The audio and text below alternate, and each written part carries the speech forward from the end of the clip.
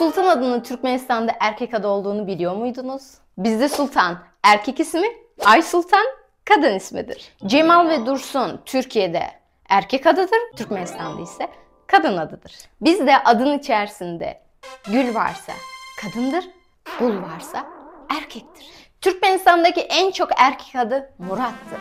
Ama sade değil, başı ve sonunda başka isimler de oluyor. Zaten Türkmenistan'da en yaygın isimler bileşik isimlerdir. Örneğin Atamurat, Babamurat, Ağamurat, Kulmurat, Koçmurat, Beymurat ya da Murat geldi, Murat durdu gibi.